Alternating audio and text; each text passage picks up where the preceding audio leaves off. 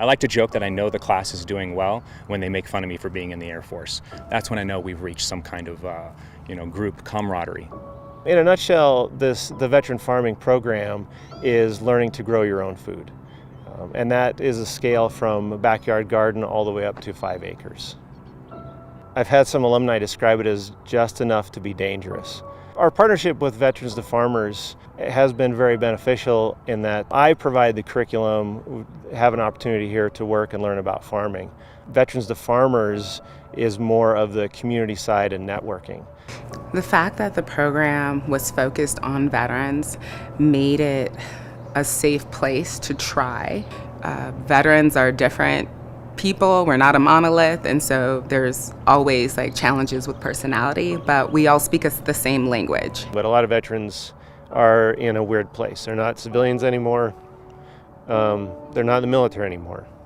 We're veterans and we're lost in the middle. Coming to this program gives us a community, people we can talk to. And having that connection is, obviously I find that very important. I think being around other veterans and having a mission-oriented goal has been helpful for everyone involved. Having that sense of purpose is really powerful, and it almost feels as though you pick up where you leave off. It feels like you've been separated from almost like a family once you leave the military. And coming into an environment like this, it really makes you feel as though you fall right back into where you left off. And it's a beautiful thing. It really is. My experience in the armed forces was with the United States Marine Corps. I was an infantry machine gunner, and I did 2 deployments to Iraq with 3rd Battalion, 2nd Marines. On my 2nd deployment, I was wounded and medically separated with a TBI and PTSD. I found transitioning to be pretty difficult.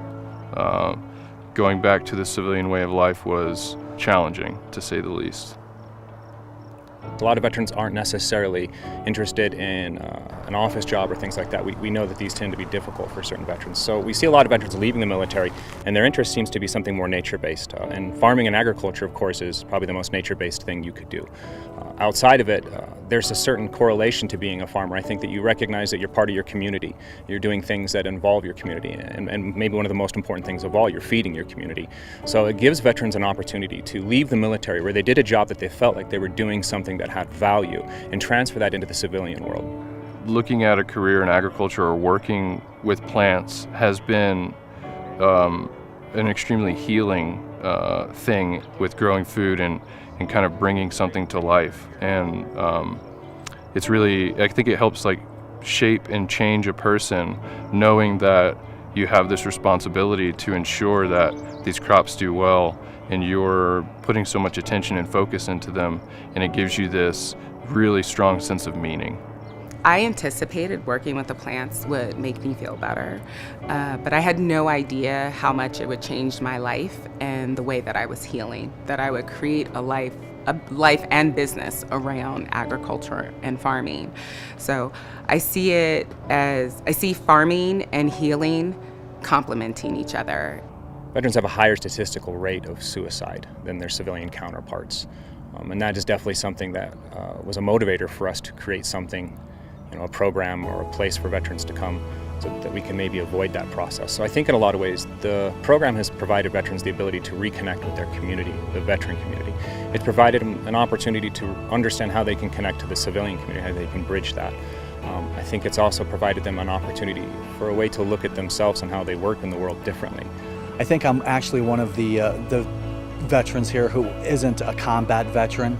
I was in during the first Gulf War, but I never saw combat. So just hearing their stories and the trials that they're going through, I'm hoping that maybe I could just pass along some good advice to them and just kind of be maybe a mentor toward them. We have a diverse group of veterans. There's about 20% of the group are women that come through. One good example of that is Zafreen Hansen. She was motivated to start her own business. My next steps after completing the program was to start Hamden Farms, which is a project I'm doing with my children who I homeschool. We have a homestead and we focus on distributing value-added products to strengthen sustainability in farming. Value-added products are produce or fruit, herbs that we take from the farm and then we process it into something else and sell that. We grow on about 7 acres here at Chatfield Farms. That food goes to CSAs. We also partner with Food Bank of the Rockies and Same Cafe. And then the fourth place is the veterans that are working here are taking the produce that they have been growing and cultivating. They take that home with them as well. I tell my wife that it was a very long day, that I'm tired and kind of stinky, so I have to leave my farmer jeans out in the garage. For me, I find it to be a very calming experience here. It's something that I'm very excited about. I look forward to my days here at Chatfield Farms.